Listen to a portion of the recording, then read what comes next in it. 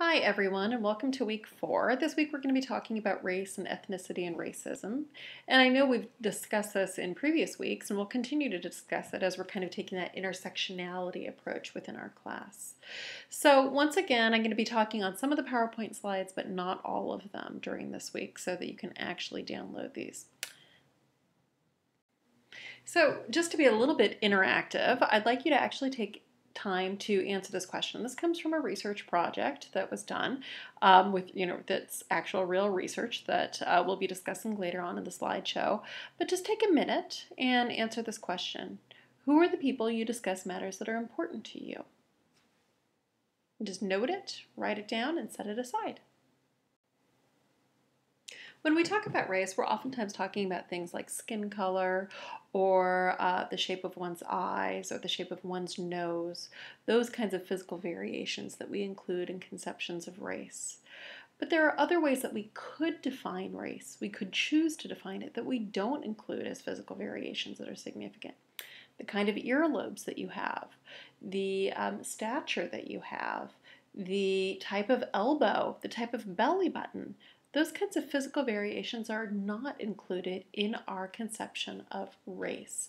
But when we think about race, we think about it oftentimes as something that's unchanging, that's definitive, that is an assured thing. But race is something that we consider to be a social construction. With race, we have differences in human physical characteristics that we choose. Not you and I necessarily, but we as a social whole, as our forebearers generations ago chose, and then it modifies that, changing those understandings. And we choose characteristics to be significant ways of demarcating people. And racialization is the process that by which understandings of race are used to classify people, right? So at different times, we could have different concepts of what's important to note to classify people as being members of different racial groups. Ethnicity is understood a bit differently, that it's cultural values and norms that distinguish members of a given group from others. That is, what you do, what is typical. Much more associated with culture, that is, rather than society. Ethnic differences are associated with power and status and wealth. And these things are racialized sometimes. When ethnic differences are racialized, we see that power and status and wealth differences can really be pronounced, and we see a lot of social inequalities that we're going to be talking about the statistics for today.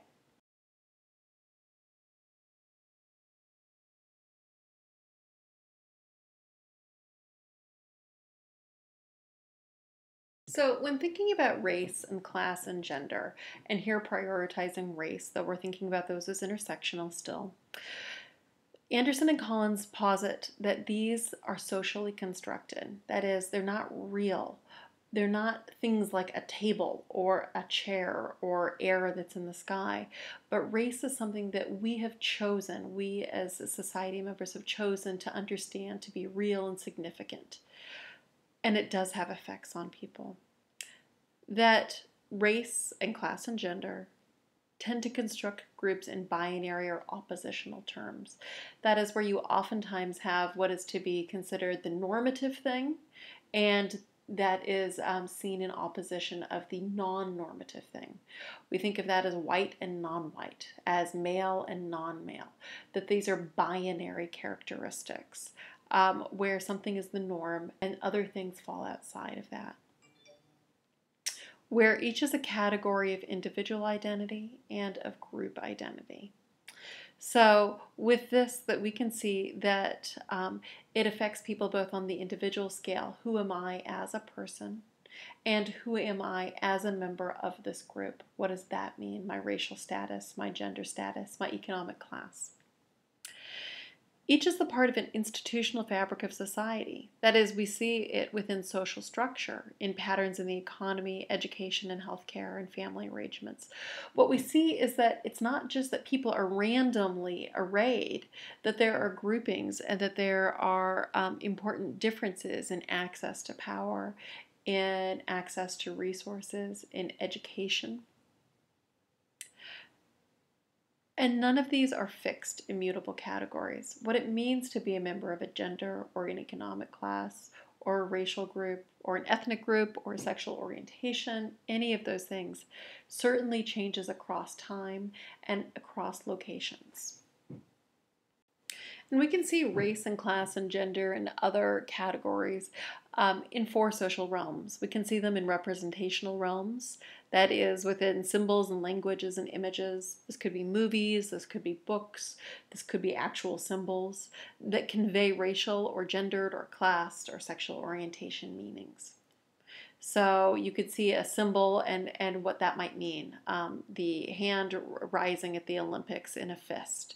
And then that was a symbol in the 1970s Olympics for Black Power, right? That was a representational realm. We can see race, gender, and class engaging in social interactional realms. How people talk and speak and engage with one another. We can see this in the social structural realm with institutional power and resources. And we can see it in the self-concept realm, which is individuals' beliefs and views and assessments of themselves in racial or gendered or classed terms. And the first three of these are occurring within the book that the authors, Anderson and Collins, discuss within the book. And the fourth is something that I've added to this because I think that this idea of self-concept and identity is an additional important way of understanding race, gender, and class and other categories of difference. Remember here that individual racism is individual acts, individual prejudice that one person might have against another. Institutional racism is when this is embedded within an institution, when there's a lack of access, when there are barriers, whether those be overt or unspoken barriers to access to power in institutions, to attendance in institutions, to funding to be able to pay for your college, etc. So there's differences between individual and institutional. I'd like you to go back to Article 8 and think about how Ferber found individual versus institutional racism. Which one was she determining was existing within her article?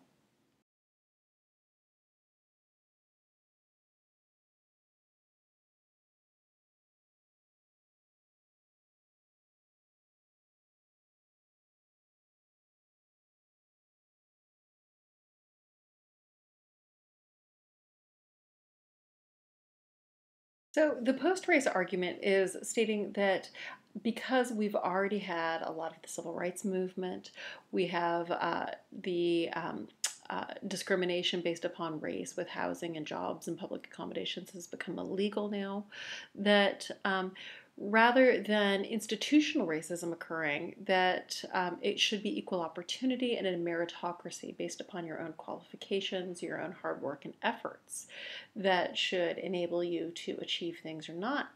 So does this exist? Is this indeed the case? If this was the case, then race would be limited to just a cultural style that could be expressed in that Benetton ad that we just saw, with consuming via music or clothes or vernacular or patterns of church attendance or foods that you eat, things like that. Is that the case? Are we in a post-racial time?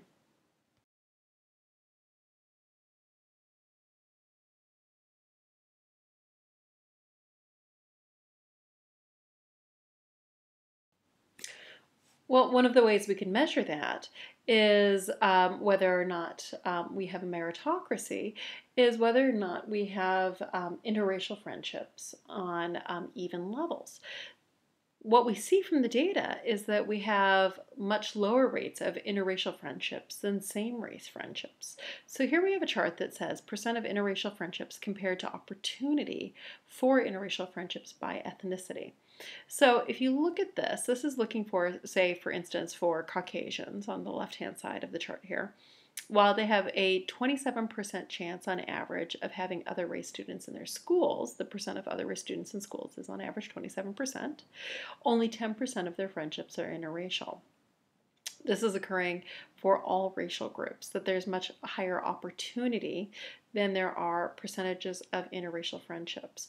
The one group that it doesn't occur for as much, where you have high opportunity and high percentage, is Native Americans, which is a much lower number in total than the other racial groups.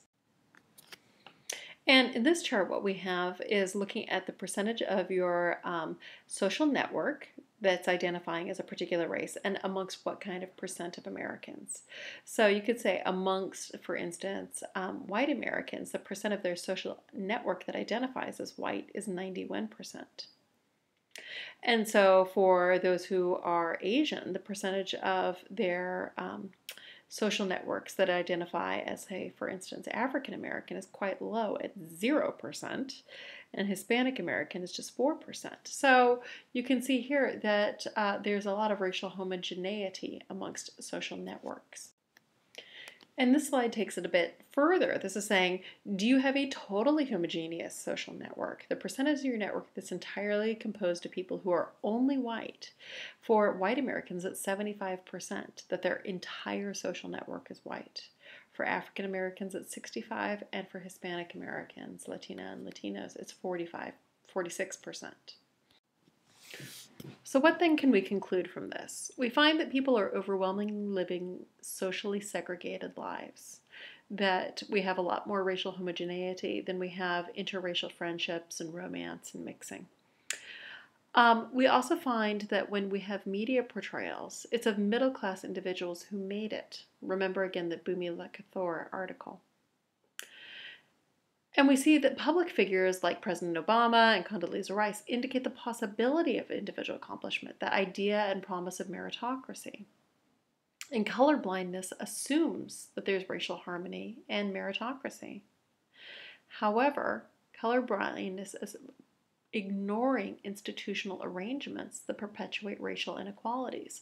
So if we just focus on these amazing cases, the Oprah Winfreys, the President Obamas, we're not looking at what's happening to the vast majority of people and the statistics that demonstrate that the lives of African Americans and Caucasian Americans are quite different.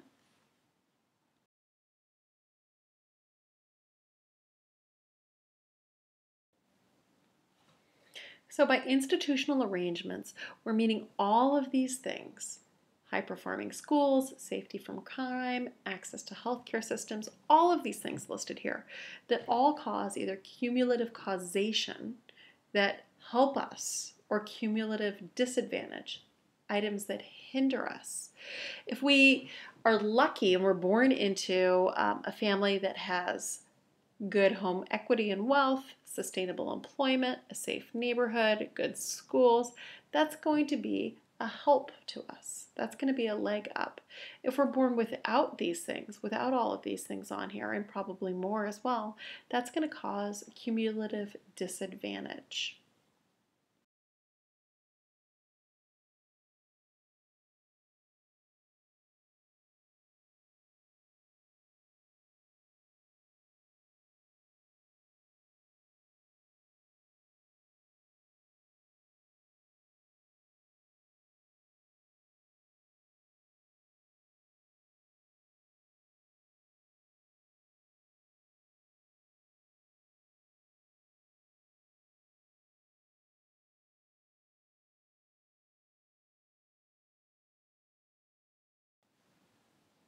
Redlining was a fascinating practice that occurred from 1934 to 1968, and the intent of it was to discourage inharmonious racial groups from residing together. The banks would look at the maps of areas of cities and say that in particular areas that they will not be willing to loan people money to purchase houses if those areas were considered to be unsafe, to be going down in value. And of course, those areas that they looked at were oftentimes areas that, because of segregation, had been primarily areas where people of color lived. So when you have restrictive covenants, which would not allow people of particular races to buy in more high income areas where the areas were going up in value, or residential security maps, then this was quite discriminatory against people of color and would enable them to not be able to purchase housing, to not then gain home equity, and to not gain this very significant type of wealth. So with the coming slides, what you're going to see is some information about redlining, how it occurred in Philadelphia, and then what it looked like during this time period of the 1930s, 40s, 50s in the Bay Area.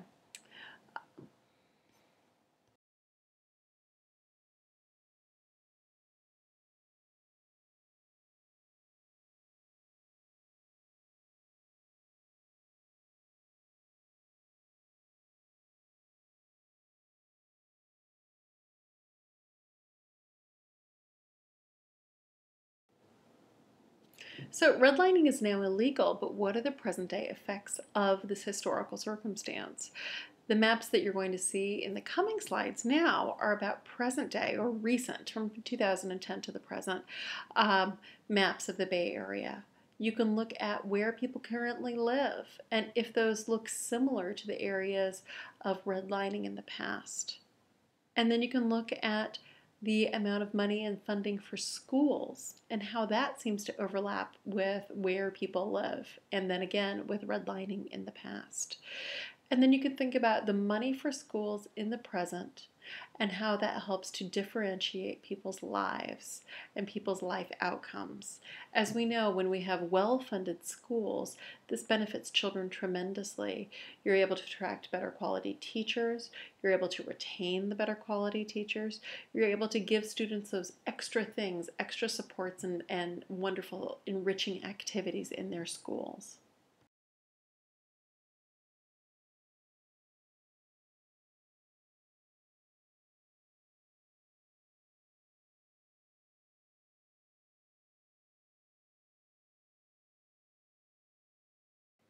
So now we get into the present day differences between racial groups. If we're looking at groups as collectives, and of course there's individuals who are quite a bit different from other members of the averages within their groups, right? They're outliers, and that's normal to have an outlier. But if everybody was outlier, you just have a different average. You'd have a different mean. These are the mean or average statistics for the socioeconomic characteristics of these racial groups, and then we're going to go into economic characteristics and educational characteristics. And what I'd like you to think about is how those former inequalities, those former kinds of institutional racial discrimination, help to shape present day inequalities, present day differences between racial groups.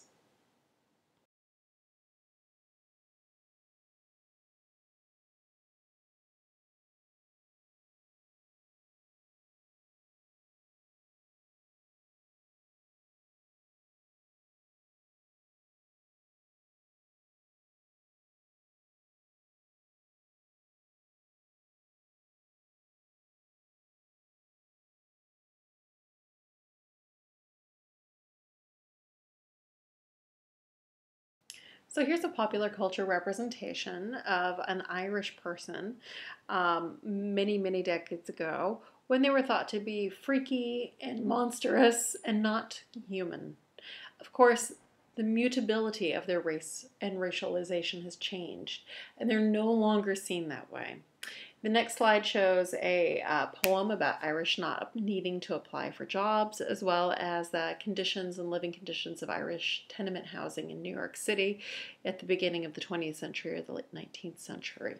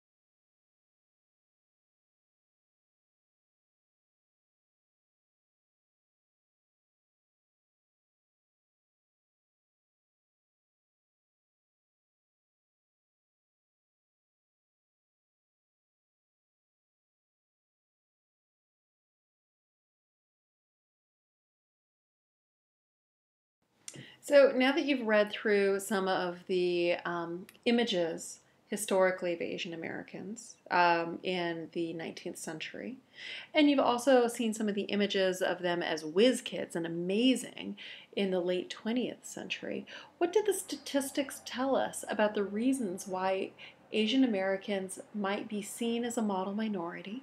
Who are those who are the model minority versus who are those who are not performing at the same level on average? Again, there are certainly outliers, individuals who are outliers. Look at those statistics. Where are the people coming from who are performing better economically, educationally, than those who are not performing as well? The data indicates it's that those who came as refugees, who did not have the same leg up as those who came as well-to-do, educated, and affluent newcomers or immigrants to the United States. And that even though we talk about all Asian Americans as a model minority, it's really those who came being more affluent, who already had the advantages, and then who are more likely to be demonstrating those advantages because of their economic affluence when they came to the United States.